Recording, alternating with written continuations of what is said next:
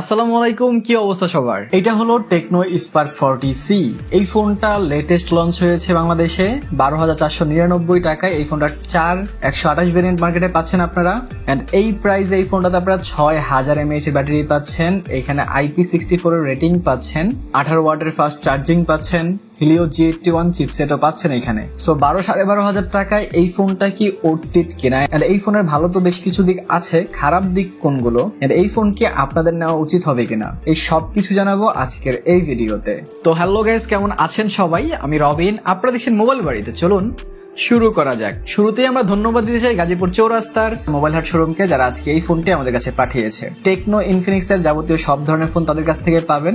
Even আপনারা যদি ক্যাশে নিতে চান, অনলাইনেও আপনারা সারা বাংলাদেশে ঘরে বসে নিতে পারবেন। ইভেন অফলাইনেও তাদের শোরুমে গিয়ে নিতে পারবেন গাজীপুর চৌরাস্তায়। তাছাড়া কিস্তি সুবিধা তাদের কাছে অ্যাভেলেবেল। আমি ডিসক্রিপশনে তাদের নাম্বার এন্ড পেজ লিংক দিয়ে দিচ্ছি, আপনারা যোগাযোগ করে নিতে পারেন। তো শুরুতে যদি আমরা আনবক্সিংটা দেখি, তাহলে সুন্দর বক্সটা যদি আপনারা খোলেন তাহলে সুন্দর এই ফোনটা পেয়ে যাবেন। ফোনটা যদি আপনারা সাইডে রাখেন, আপনারা একটা সিলিকন কভার পেয়ে যাবেন, মোটামুটি ভালো কোয়ালিটির কভার, ট্রান্সপারেন্ট না, এটা একটা ভালো ব্যাপার। তাছাড়া এখানে আপনারা সিম এজেক্টর এন্ড পেপার ওয়ার্ক পেয়ে যাবেন। এন্ড এগুলো সাইডে রাখলে আপনারা পেয়ে যাবেন একটা 18 ওয়াটের অ্যাডাপ্টার এন্ড একটা type C cable. So unboxing যদি আমরা সাইডে সরাই, এগুলো সাইডে রেখে যদি আমরা ফোনটার ডিজাইনের দিকে তাকাই, ডিজাইনের ব্যাপারে আমি বলবো যে এইটা পরিচিত ডিজাইন।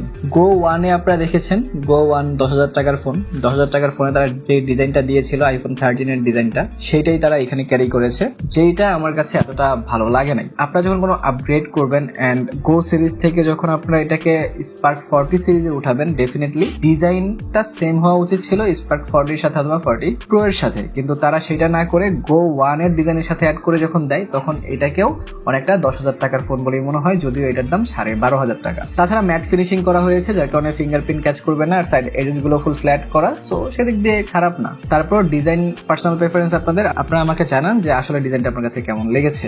যদি ফোনটার আশপাশে আমরা নজর দিই, তাহলে বটম সাইডে আপনারা পেয়ে যাচ্ছেন একটা স্পিকার গ্রিল, একটা মাইক্রোফোন, একটা USB type C port, and পেয়ে যাচ্ছেন একটা headphone jack. And headphone jack অনেক ইম্পর্টেন্ট। রাইট সাইড আপনারা volume rocker and power button পেয়ে যাচ্ছেন, আর পাওয়ার বাটনে কিন্তু ইন্টিগ্রেট করে দেওয়া হয়েছে ফিঙ্গারপ্রিন্ট সেন্সর। ফিঙ্গারপ্রিন্ট সেন্সরের স্পিডটা ডিসেন্ট ছিল, আমি যতবারই দিচ্ছি আনলক হয়ে যাচ্ছিল। ফিঙ্গারপ্রিন্ট স্পিড নিয়ে আপনাদের তেমন কোনো প্যারায় পড়তে হবে না। লেফট সাইডে আপনারা একটা কমপ্লিট সিম ট্রে পাচ্ছেন, যেখানে সিম কার্ডের পাশাপাশি একটা মেমোরি কার্ডও ইউজ করতে পারবেন। আর টপ সাইডে আপনারা সেকেন্ডারি স্পিকার পাচ্ছেন, তার মানে এইখানে আপনারা ডুয়াল স্টেরিও স্পিকার পাচ্ছেন। ডুয়াল স্টেরিও স্পিকারের সাউন্ড কোয়ালিটিও ভালো ছিল। তারপর আমি একটা সাউন্ড ডেমো দিচ্ছি, আপনারা শোনেন, ডিসাইড করেন যে এটা সাউন্ড কোয়ালিটি আপনাদের কাছে কেমন লেগেছে।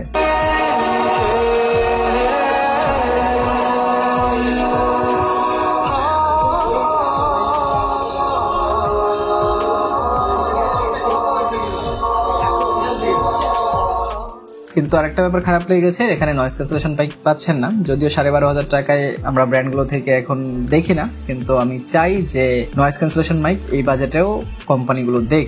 তাছাড়া ফোনের সামনের দিকে এসে আমি খানিকটা হতাশ হয়েছি। প্রথমত আপনারা ব্যাজেল বড় বড় পাবেন, তো 12,500 টাকার ফোন যেহেতু ব্যাজেল বড় বড়, এটা আসলে এতটা সমস্যা না। 6.67 ইঞ্চি একটা IPS LCD ডিসপ্লে পাচ্ছেন, HD প্লাস রেজুলেশনের, 120 Hz এর রিফ্রেশ রেট রয়েছে, তারা 700 নিটস পিক ব্রাইটনেসও বলতেছে, কিন্তু ব্রাইটনেস আমার কাছে খানিকটা কম মনে হয়েছে। আরো বেটার ব্রাইটনেস এই ফোনটাতে তারা দিতে পারতো, তাহলে আউটডোরে আপনাদের কোনো প্রকার প্রবলেম হতো না। বাট এখন যদি আপনারা ডিরেক্ট সানলাইটে ফোনটা ইউজ করেন, সেই ক্ষেত্রে হালকা পাতলা সমস্যার সম্মুখীন আপনারা হবেন। আর এক তো এখানে বেজেল বেশি, আর এক তো এখানে 2.5D কার্ভ নেই। 2.5D থাকলেও অন্তত মনে হয় যে ডিসপ্লেটা একটু উপরের দিকে উঠে আসে, এন্ড ডিসপ্লের যেই লুকসটা সেটা একটু ভালো আসে, সো সেটাও তারা দেয় নাই। সো এই জিনিসটা আমার কাছে এতটা ভালো লাগে নাই। সো ডিসপ্লেতে আমি এতটা হ্যাপি না। তারপর কন্টেন্ট ওয়াচিং এক্সপিরিয়েন্স আপনাদের সাথে শেয়ার করছি। আমি বেশ কিছু কন্টেন্ট ওয়াচ করেছি, কন্টেন্ট ওয়াচিং এক্সপিরিয়েন্স আপনাদের সাথে শেয়ার করছি। আর এটা যেহেতু পাঞ্চল ডিসপ্লে, সো একটা ফুল ভিউ এক্সপিরিয়েন্স আপনারা পাবেন এখানে। তাহলে আমরা UI এন্ড OS নিয়ে কথা বলি, তাহলে সফটওয়্যার সেকশনে আসতে হবে। এখানে আপনারা iOS 15.1.1 পাচ্ছেন,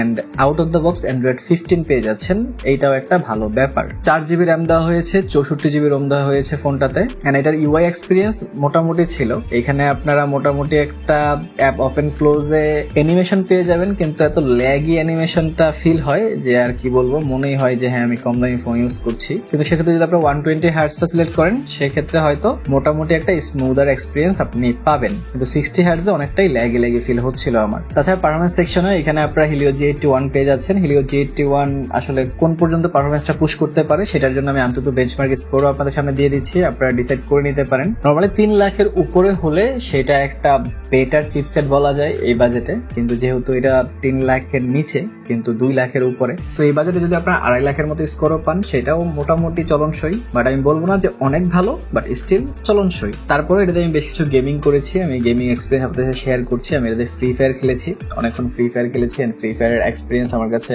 মোটামুটি লেগেছে। আর একটু বেটার এক্সপিরিয়েন্স হইতে পারতো, বাট এই বাজেটে আসলে আপনারা এর চেয়ে বেশি কিছু আশাও করতে পারেন না। আর অবশ্যই এটা গেমিং ফোন না, আপনারা যদি গেমার হয়ে থাকেন তাহলে এটার দিকে যায়েন না, কিন্তু যদি টুকটাক গেমিং এর জন্য নিতে চান যে হ্যাঁ আমি আধা ঘন্টা 1 ঘন্টা গেম খেলবেন, মোটামুটি গেম খেলতে পারলেই হয়, তাহলে এটা আপনারা অবশ্যই কনসিডার করতে পারেন। তাছাড়া ফোনের ক্যামেরা সেকশনে আসলে ক্যামেরা সেকশনও এখানে আপনারা ডিসঅ্যাপয়েন্ট হবেন। ব্যাক সাইডে 2টা ক্যামেরা মনে হলো, এখানে ক্যামেরা একটা আর একটা জাস্ট এমনিতে ডিজাইনের জন্য দিছে তারা। তো সিঙ্গেল ক্যামেরা আমরা 25 সালে এসে অনেকগুলো কোম্পানি থেকে দেখতে পাইলাম, বাট সিঙ্গেল ক্যামেরা না দিয়ে একটা আলট্রা ওয়াইড অথবা একটা ম্যাক্রো তারা দিতে পারতো, কিন্তু কেয়ার করার যেহেতু তারা দেয় নাই। সো 13 মেগাপিক্সেল ক্যামেরা দিয়ে আমি বেশ কিছু ছবি ক্যাপচার করেছি আউটডোরে। আপনারা দেখতে পারেন আউটডোরে এটা কেমন ছবি ক্যাপচার করেছে, মোটামুটি ছিল। একটু ওয়ার্মার টোনে ছবি তোলে এটা, কিন্তু স্টিল যদি ভালো রোদ থাকে এন্ড ভালো আবহাওয়া থাকে তাহলে আরো ভালো ছবি আপনারা ক্যাপচার করতে পারবেন। তাছাড়া আমি বেশ কিছু ইনডোরে ক্লোজ শট দিচ্ছি, ক্লোজেও আপনারা দেখতে পারেন যে অবজেক্ট গুলাকে কেমন এটা রিকগনাইজ করতে পারেন, কেমন ছবি ক্যাপচার করে, মোটামুটি ক্লিয়ার ছিল, খারাপ বলবো না। এছাড়া যদি আমরা হিউম্যানের ছবির কথা বলি, মানুষের ছবিও মোটামুটি ভালো তুলছিল, ক্লিয়ার পিকচার উঠছিল, কিন্তু ভালো লাইটিং কন্ডিশন লাগবে তার জন্য, বা যদি লাইটিং একটু কম হয় সেক্ষেত্রে কিন্তু এটা স্ট্রাগল করে। তাছাড়া পোর্ট্রেট মোডে আমি বেশ কিছু ছবি ক্যাপচার করেছি, আমি বেশ কিছু পোর্ট্রেট পিকচারও আপনাদের সামনে দিচ্ছি, আপনারা দেখেন যে পোর্ট্রেট এটা কেমন কাজ করেছে। আমি আমার চুলের সাইডটা একটু জুম করেও দেখা দিচ্ছি, তাহলে আপনারা বুঝতে পারবেন যে এটার পোর্ট্রেট এর যে ব্লারটা সেটা কতটা accurate. So overall camera section আমি এত হ্যাপি না, মোটামুটি ডিসেন্ট আমি বলবো। কিন্তু এই ফোনটার সবচেয়ে ইন্টারেস্টিং বিষয় হচ্ছে এই ফোনটার ব্যাটারি সেকশন। এই ফোনটাতে আপনারা 6000 mAh ব্যাটারি পাচ্ছেন আর 18 ওয়াটের ফাস্ট চার্জিং পাচ্ছেন। 18 ওয়াটের চার্জার দিয়ে এটাকে আপনার প্রায় অ্যারাউন্ড 2 আওয়ার্স এর মতো ফুল চার্জ করতে লাগবে, কিন্তু একবার ফুল চার্জ করলে আপনার 1.5-2 দিন ব্যাকআপ পেয়ে যাবেন মডারেট ইউজে, এতটুকু তো শিওর। সো 6000 mAh একটা ভালো জিনিস। আপনাদের যাদের মনে হয় যে হ্যাঁ আমাদের ব্যাটারি ব্যাকআপটা ভালো দরকার এন্ড আমাদের পারফরমেন্স এত বেশি দরকার নাই, মোটামুটি ওভারঅল একটা বেটার ফোন হলেই চলবে, তাহলে আপনারা এই ফোনটার দিকে দেখতে পারেন। এছাড়া যদি আমি আরেকবার এই ফোনটার ভালো এন্ড খারাপ দিক হাইলাইট করি, তাহলে প্রথমত 6000 mAh ব্যাটারি এটাতে, 120 Hz রিফ্রেশ রেট পাচ্ছেন এন্ড IP64 এর রেটিং পাচ্ছেন এটাতে। সো হালকা পাতলা পানিতে কিন্তু এই ফোনটা আপনারা ভিজাতে পারবেন, বাট ডুবায় ফেলেন না। তাছাড়া এখানে স্টেরিও স্পিকার পাচ্ছেন এই বাজেটে, এটাও একটা গ্রেট থিং। বাট যে জিনিসগুলো ভালো লাগে না এই বাজেটে সেটা হচ্ছে ডিজাইন আরেকটু ইমপ্রুভ হইতে পারতো, ক্যামেরা ডেফিনেটলি আরেকটু বেটার হইতে পারতো, এন্ড ডিসপ্লে আরেকটু বেটার আমি আশা করেছিলাম। ব্রাইটনেস এন্ড 2.5D যদি দিত তারা, ওভারঅল আমার কাছে আরেকটু পছন্দ হইতো। সো আই হোপ আপনারা সবকিছু বুঝতে পেরেছেন এন্ড আপনারা নিজেদের জন্য একটা বেটার ডিসিশন নিতে পারবেন যে আসলে এই ফোনটা আপনাদের নেওয়া উচিত হবে কিনা। আমি এই ফোনটা আপনাদেরকে রিকমেন্ড অতটা হাইলি ভাবে করতে পারছি না, বাট স্টিল যদি আপনার একটা ভালো ব্যাটারি ফোন দরকার হয়, আপনার 12,000 টাকার উপরে বাজেট কম, তাহলে আপনি এই ফোনটা কনসিডার করতে পারেন। সো এই ভিডিওটা সম্পর্কে ভালো খারাপ সবকিছু কমেন্টে জানান। আপনারা আমাকে ফিডব্যাক দিতে পারেন যে আমার রিভিউতে আরো কি কি অ্যাড করা দরকার, কোন কোন জিনিসগুলো আমি মিস আউট করে যাই, কোন কোন জিনিসগুলো বললে আপনাদের হেল্পফুল হবে,